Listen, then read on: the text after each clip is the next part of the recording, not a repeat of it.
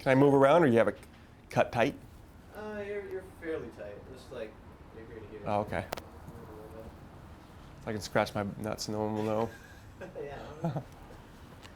None the wiser. All right, cool. I think he stopped working too. What's that? The noise over there stopped too. I don't know. It's been going on for the last 3 days. Yeah. It'll come back on. Don't worry.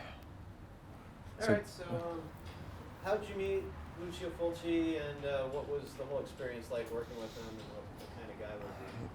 Well, I met him. My dad had worked for him. I don't know when, but obviously previously to the film. Can you say Lucio Fulci, like, because they can't hear what I say.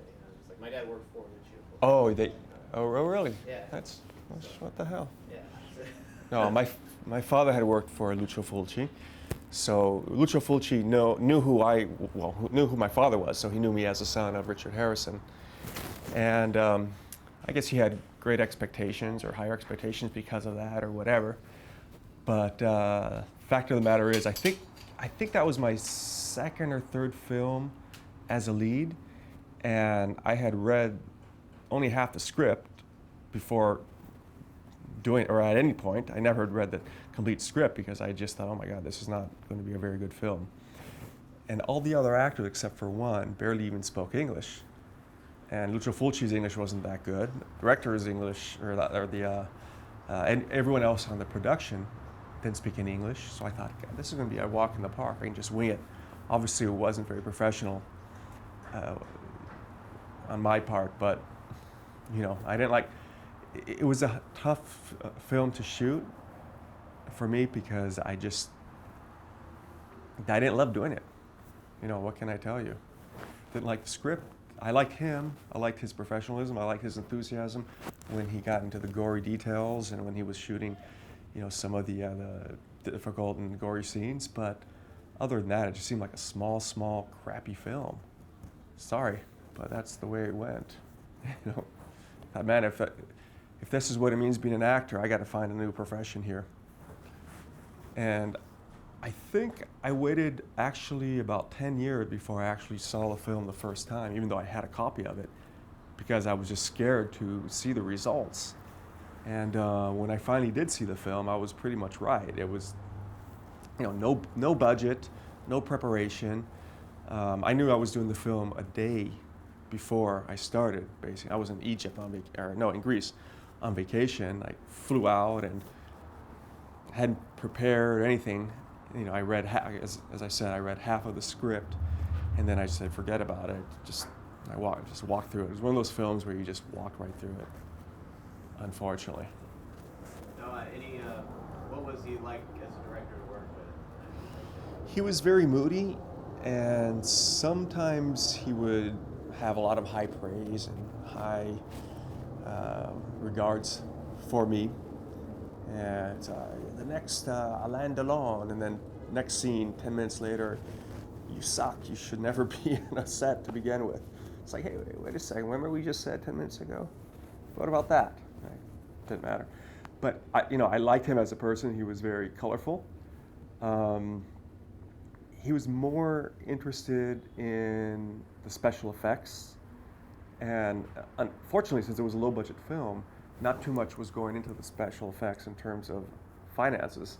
So things weren't working out too well. So he had to use, he's a master, so he can use a lot of camera tricks, etc. But it would have been helpful if he had more access to things and money. But, he was very, very sick as well. I remember it was probably 100 degrees and humid, very humid in Rome. It gets really humid in the summer. And he was wearing overcoats and gloves and scarves, and he was frail. I think he died maybe 6 months or a year after that. But all in all, considering his ailment and considering the low budget and the fact that he was doing, it was probably a series of maybe 5 or 6 films back to back, he was a nice guy. Nice guy. I wish the circumstances had been different. I wish it were a bigger budget film. And there was more time and more money to do things right. It would have been interesting being able to experience his creativity and his directing know-how. But when you're just doing that kind of film, it's almost like shooting for a soap opera on TV. Just boom, 1, 2 takes, and that's it. Yep. And did he seem like a different director when it came to doing like the gory scenes as opposed to like the dramatic stuff? I mean, did his heart seem to be in one place? Yeah, when he did the gory scenes, he was definitely in his element, and he would get into it very much. I would hear him. Sometimes I wasn't really paying attention to what was going on. I was off camera, maybe preparing for my next scene or whatever, and I hear, oh, that's great, that's beautiful, that's fantastic. And you envision you're seeing something beautiful, but instead you're seeing blood and guts and just anything that would make most people kind of be a little bit repulsed. But he got into that. He loved it. So he had a passion for what he did. That's for sure. Do you have any idea like what made him that way, or what made him tick in that movie? Why was such a gore hound? You know, some people, that's, I think to be successful in anything, whether it be in cinema or anything, you have to have a passion for it. He probably started first with a passion for that, and then got into directing, probably. And I don't think it was the other way around. Who's to know? Could be wrong. He could have pulled apart butterfly wings when he was a little kid, and I don't know. I don't know. I didn't have much of a chance to have those type of conversations with him about his past because, you know, he was busy scrambling the whole time, and then the other time he was trying to rest because he was so sick. You know, I remember he would have to take breaks every once in a while because he wasn't feeling that well, and we were wondering if he was going to show up from one day to the next. But and at one point, I remember Mario Bianchi. He actually directed some of the scenes, or maybe a full day. Mario or Andrea Bianchi? Mario. Okay. Yeah. Are they brothers? I don't know. I don't know. Mario Bianchi, he's done a lot of films. He's been around. I don't know. He must be 65, 70 now, I would think. Yeah. Nice guy, professional, very professional. Easy to get along with. Less moody, for sure, than Lucio Fulci. But, you know, what do you expect from a director like that does that type of movie? You don't expect him to be even keeled. I'd have been surprised if he had been, you know. Did like a low budget thing like Ghost of Sodom, was that kind of indicative of the state of Italian horror films at the time? Not really, because, you know, you had, what's the director for I think they call it Demonio here. Besides Dario Argento. Yeah, Umberto Bava. And his films are actually, I would say, medium budget for Italy cinema, or even high budget back then.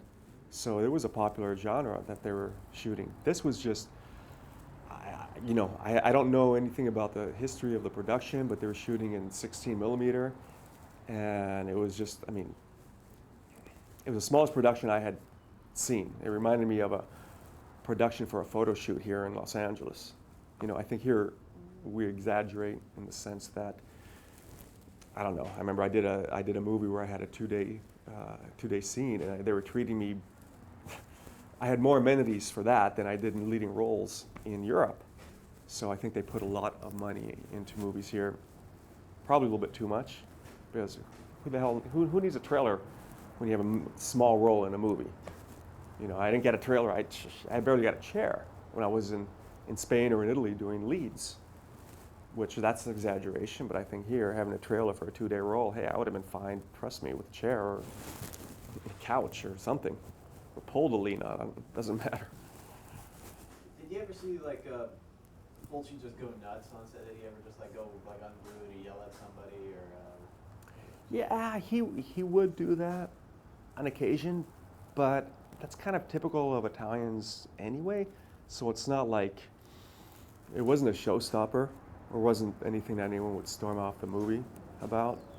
He was just passionate and get carried away and ticked off, and 10 minutes later he was fine. I mean, you know, again, he would scream at me and, "You're a dog, get the hell out of here," and 5 minutes later, "That's fantastic, they're great." You know? So just, it's part of his colorful personality. Okay, I think that's Yeah. pretty much it. I mean, is there anything else Like when it was Yeah. like when you first met him, like what was that like? The first impact. I remember him speaking about my father, and he was happy to start working on this movie, and he had high expectations for all the actors, and it was a cordial, nice meeting, but he didn't really get into what he wanted from the actors or the part. He was more focused with directing the sequences, directing the scenes, and the gory aspects of the scenes. Not really working too much with the actors. That wasn't too much his focus. Didn't have the time to do it again. He was just rolling and go. I mean, he had, the film was done in basically, it was 4 weeks. I guess typical of a lot of movies, but it was all him. He didn't have a secondary crew or anything. And, he didn't really rely too much on the assistant director. It was all him. So he was just focused on churning the sucker out. And, again, it was one film out of a series of other films. So for him, it was probably a 6-month project that he just had to get done in a certain amount of time. So, I mean, I remember some of the scenes, he would have liked to have redone them because there were things that were lacking, but he didn't have time. He said, good enough, next, move on. And when was Too the last bad. time? When was the last time you saw him? First and last time I saw him was on the set, Okay. actually. They didn't have any sort of rap parties or premieres for these things, or just how you? No rap party, just goodbye. I mean, I remember there was no wardrobe, really. I used my own clothing. Literally my own clothing, which I was fine with. But every single day, I don't know if you remember the film, it was only in one ambiance. It was inside of a, I guess, haunted house. And so there was no wardrobe changes or anything. And man, I remember my clothes were getting rancid after a while. No one was there to wash them. It was a small budget. It was like a student film here. It was small, crappy, and no regrets. I had a fun time. It was a little bit of a learning experience. What I learned was, if this is cinema,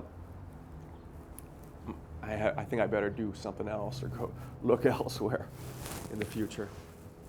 Or if this is my cinema for me, if this is what I'm going to get out of cinema, I better find something else, because this ain't happening. And I don't remember what I got. I think it was about $4,000, which, that's not gonna buy anything these days at all. Back then, I don't know exactly how old I was. I must have been about 24, 25, and I just wanted to get credits to my name. Didn't do it for the money, because at that point I had done a TV series for 3 years, and I actually had some money, but I wanted to get a few credits, get back into doing motion films, and test the waters. And plus, there wasn't really much going on in Italy in the mid or late '80s. It was dead. So in a way, I was happy to do that. I assume that's why you all uprooted most of the Philippines, or? No, the Philippines, that was before, when I had been in the Philippines. Oh yeah. Like 82, 86. Yeah, Italy was, after I did the TV series for 3 years, I wanted to stay and still act. And I did a few things as a lead. One thing for Neri Parenti, which was a very, very big for Italy and very commercial film. Still very successful. He's still shooting that same sequence to this day. Really, they just did it. Actually, they shot locally here in this area in Marina del Rey in December. But there wasn't much going on, so I thought, man, I better go back to school and get a degree, because who knows? I've seen just too many working actors, that maybe they've been in 50 or 60 movies as a lead. From one day to the next, boom, that's it. Work just dries up. Either it dries up for them, or the genre that they're used to shooting in just dries up, or all of cinema dries up. You know, it goes in. It's like the economy. It goes in waves, and you need a plan B. And doing a film for Lucio Fulci and getting $4,000 a month is not a very good plan B. Trust me. So it was fun. That's all I can say about that. All right.